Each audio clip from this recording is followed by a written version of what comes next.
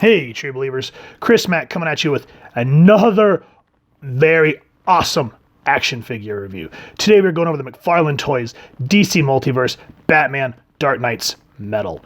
And this is another figure that I was kind of on the fence about, but now that I have him in my hands, I cannot wait to get this thing out and start posing it around because it's going to look so awesome. So here on the front, you get the DC Multiverse Batman, you see the collective build there, and you get the 22 points of articulation.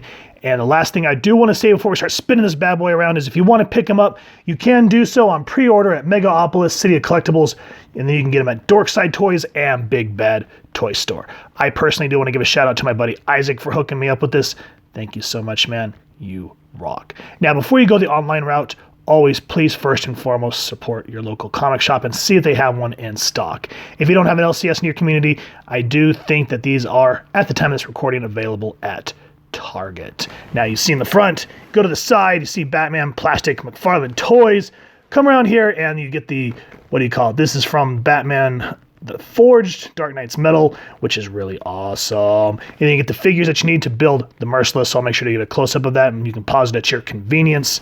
Come back around here to the side. I loved how they put Dark Knight's Metal. I really wish that would have been like some sort of reflectant, but it is what it is. And then of course, Batman Dark Knight's Metal, so you know what you're getting when you're looking at the peg. On the top, I love that they put the metal logo there. That's awesome. On the bottom there, nothing. Who cares? But what we do care about is this Batman awesome or not. So let's get old Brucey out of the box and get a closer look at him. And here's our Dark Knight's Metal Batman out of the packaging, and as you can see, once you start posing him after you've warmed him up, he looks phenomenal.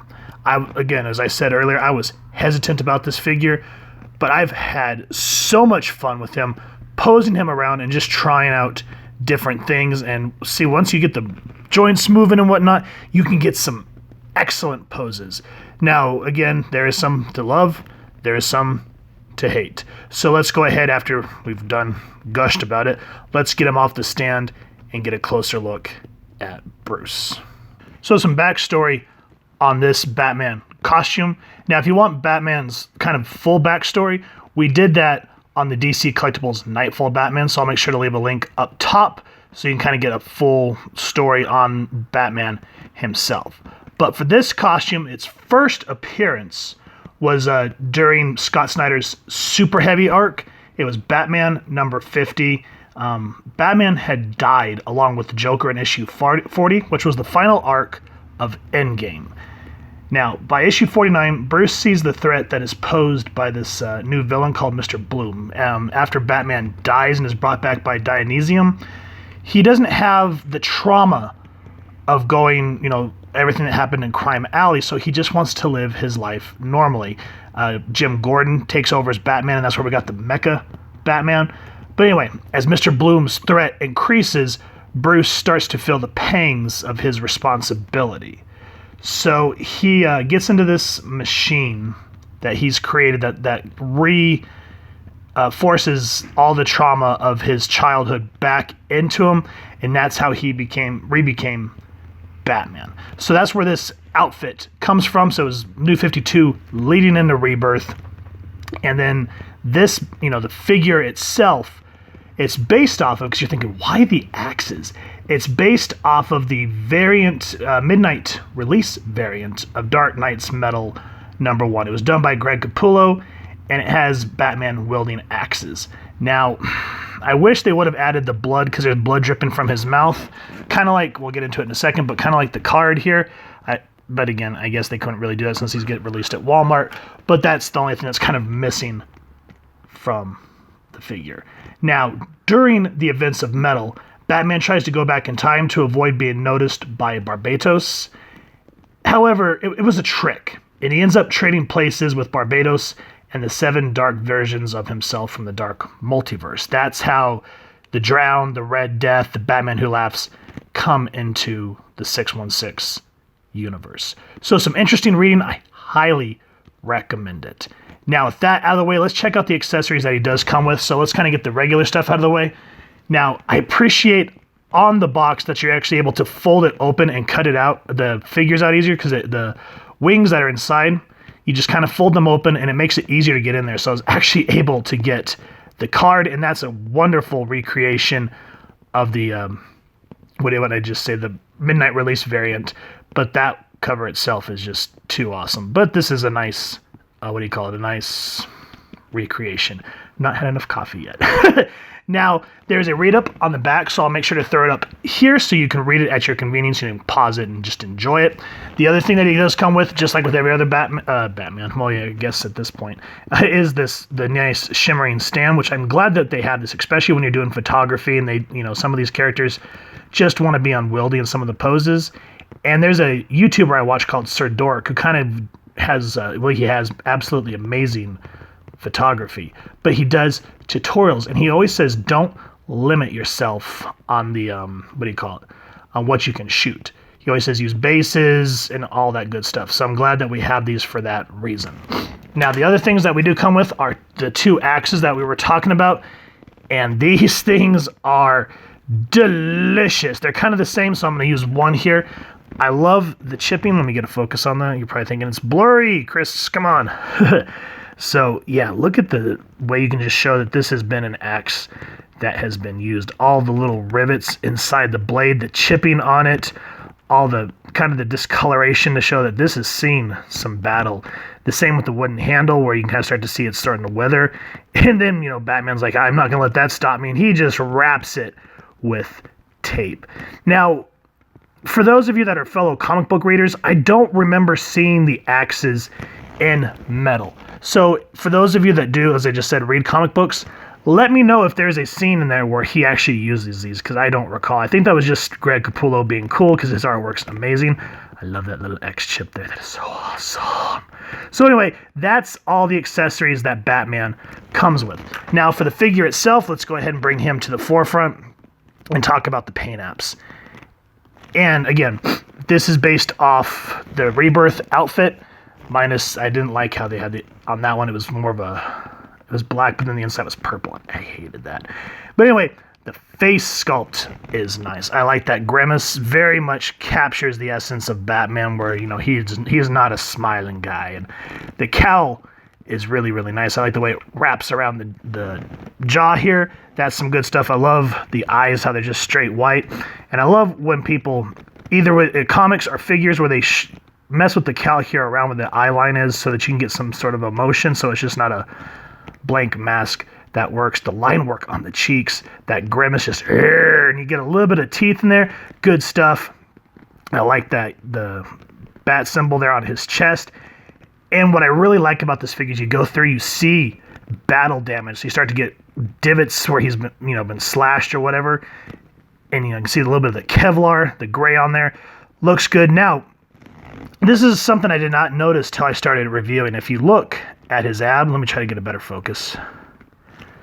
See the way this rips off there? It looks almost like a bat. So I don't know if that was from the comic or if that was just McFarlane being kind of clever, but that is an awesome little addition to this figure. And I was just saying again, you kind of start seeing like the Kevlar armor, you see more divots, and it's all through, like on his leg. I mean, look at that. We have a battle weathered Batman, and you get that through the belt too. See all the cracks on there? That's not wear, that's added. And it goes all throughout the cape. Sadly, there's no battle damage on the back, but then of course that leads us to the cape, which as you can see kind of has a little bit of weathering on it from battle damage. So that's why the back would, in a sense, not have it. But I mean, look at that. And it's a very soft cloth, so you can really mess with it. That's some good stuff there. And I like the way it kind of flares out to the side here. That's some good stuff. I mean, in terms of poses, it kind of limits you, but still, I like it. And I love the way how this just looks all ripped up and weathered there on the side. That's awesome. Same thing down here where all his little tips are.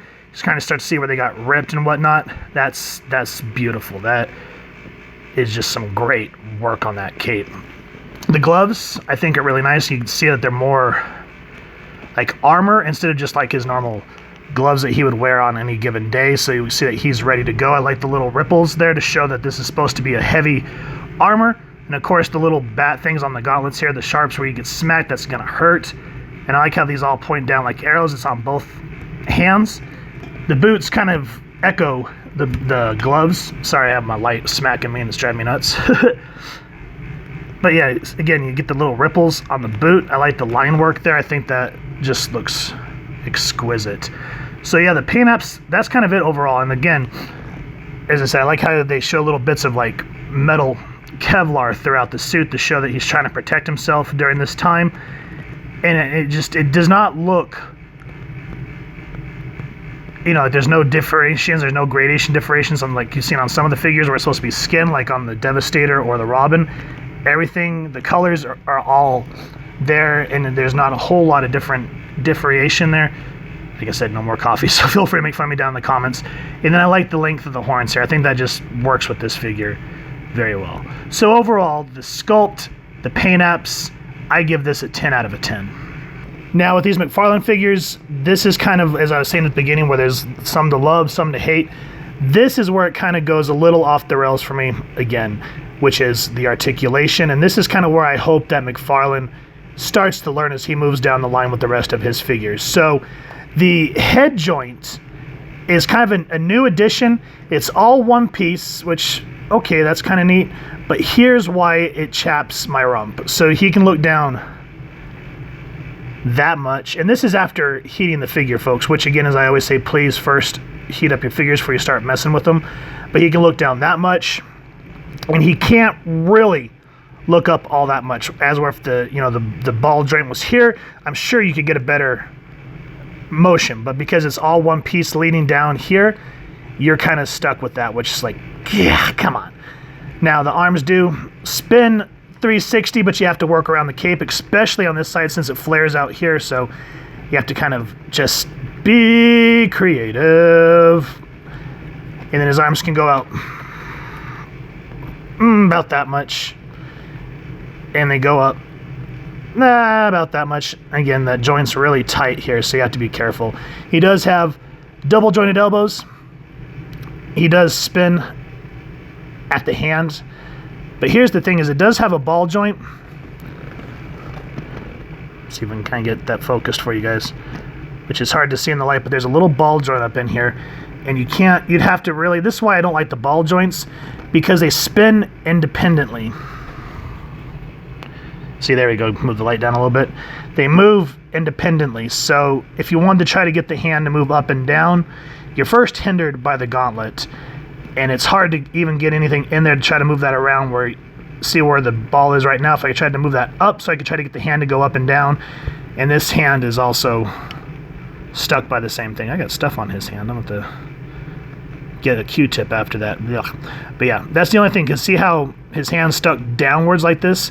There's no way to move that up, so it's just, come on, you know what I mean? So you just have to be creative with the hands. He does have the upper bicep swivel, thankfully. He does have, what would you call that? The double ab crunch, I guess, is the terminology. I don't know. Feel free to make fun of me. But, you know, he can spin down on the first ab crunch, but then he goes here at the waist, so you can kind of get him down relatively well. Same thing on the back, so at least, you know, if you're going to get some jumping poses, or, you know, you can at least get him to look up that much. And that's the other thing, is since his head doesn't tilt back that much, you really have to rely on this here. So it is what it is. So that's something I hope McFarlane and his fellow sculptors eventually learn to work with. He does not spin at the waist. He does spin at the abs. So go that much.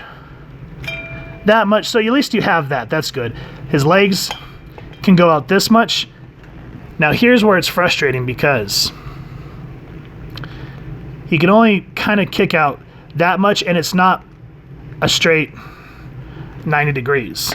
It's out to the side, which is kind of like, you see where this kind of hinders. It's like, couldn't you guys maybe, you know, shave that down a little bit?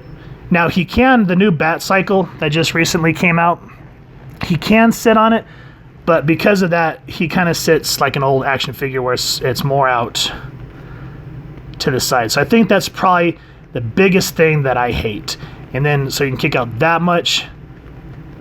And then because they put the butt here, he can only go that much back. He does not need that much bat butt. They could have really brought that up a little bit so that they wouldn't hinder the leg movement. He does have double jointed knees where he can almost kick himself in the butt, which is what they should have done, considering what they did with the articulation.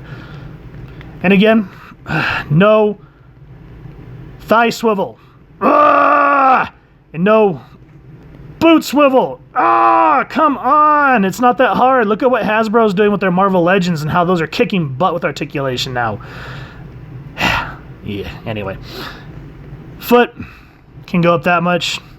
Foot can go down that much. And then, of course, he has that extra toe pivot, which really does help with dynamic range of articulation, which is always welcomed. And I just wish he would figure out something to do with these ball joints, because I really do not like these things, how they swivel independently. That's why I hate the old Toy Biz Marvel Legends for that reason as well. So for the articulation, as long as you're creative, you can get some really neat shots, which you'll see here at the end of the review. And, if you kind of just get him in somewhat of a cool hacking pose with those super awesome axes, you're going to be okay. But I'm going to give the articulation here, especially since, look at this, how he has kind of the gorilla arms where he can't really go further down. It's definitely a 4 out of 10 for me. Now for some size comparisons, here's the Mattel DC Multiverse Alfred, and I absolutely love this figure. Everything about him is awesome. We will eventually do a review on him. And then here is the DC Collectibles Designer Series Greg Capullo Batman, and he's still probably one of my all-time favorite modern-looking Batmans. But when you look at these two, I think the one that still really wins it for me was the DC Collectibles Nightfall Batman that we went over a while back. That one just really has that Denny O'Neil, Neil Adams era look about it. But as you can see, the Dark Knight's Metal one, he's about 7 inches. The other ones are probably around 6.5. So when you put them side by side, the scaling is a little off because all the new figures that Todd's releasing are 7 inches and higher, I believe. So when you're going to go pose them on a shelf or do photography, you're really going to have to mess with perspective in order for it to work. And it's not bad, as you can see in my photo slideshows. I do my best to kind of hide that. That way it looks normal. So the new 7-inch route, what do you guys think about that? I'm kind of on the fence about it. But to talk about that, let's go ahead and swap these two out for some other figures. So let me get these two guys out of here, and we'll throw in the DC Direct Blackest Night Atrocitus, assuming, of course, he wants to stand, because you know how figures are when you try to do this on camera. And Atrocitus stands probably just around 7 inches too, but he's a bigger figure from that series. And then here is the McFarlane's Arkham Asylum Joker, which I still think this is probably one of my favorite Jokers of all time, because yes, he has the video game look, but the suit, the smile, the hair is still very comic accurate.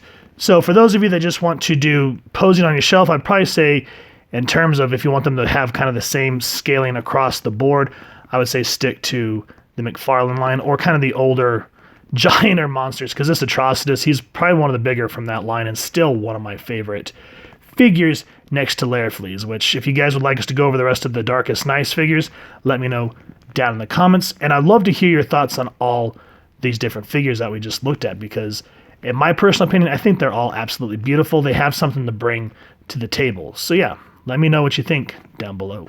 Overall, I think this Dark Knight's Metal Batman is just wonderful. Yes, he has his problems, as we talked about, but in terms of the sculpting and how he looks, this is a must-have if you are a Batman fan. I've heard people say that they're tired of McFarlane focusing solely on Batman, and I can understand that. You know, it'd be nice to see some Green Lantern Corps. I was mentioning that I would love to see a Kilowog, because I've not really seen a nice Green Lantern Kilowog anywhere. But Batman and X-Men have always been my number one comics. So seeing these figures re-released like this, I'm in hog heaven. But that's just my personal opinion. You know, I wish Todd would start thinking about the upper thigh swivel and more of a boot articulation. And then figures like him, I don't understand why the leg can't go straight out. That is very frustrating, because you want to try to get a running pose or whatnot. That's when things get irritating. So, and then the head swivel on this thing, you know, the weight only goes up so far. I mean, it's an interesting concept, and I'd like to see how these eventually evolve. I do feel like he's getting better compared to his earlier releases, so it's just with time. But for the time being, for what we do have, I am super happy. I love to hear y'all's thoughts on what you think down in the comments below, as I've said before. And if you've enjoyed this figure, we really would say please, first and foremost, support your local comic shop and see if you can pick up this figure. And if not, you can check out the other places that we mentioned at the beginning of the review. And if you have enjoyed this review, we really would appreciate if you take a moment to hit like, share, and subscribe. It helps the Cubs channel more than you could possibly know. And if you wouldn't mind hitting that fancy little metal bell next to subscribe, that way as we continue to upload content, you guys will get notified and come to the channel. And we love talking with y'all down in the comments below or on our social media pages, which I'll make sure to leave the links down in the description. So with all that said, thank you so much for stopping by. I hope y'all continue to have an absolutely amazing day reading, and happy hunting, true believers.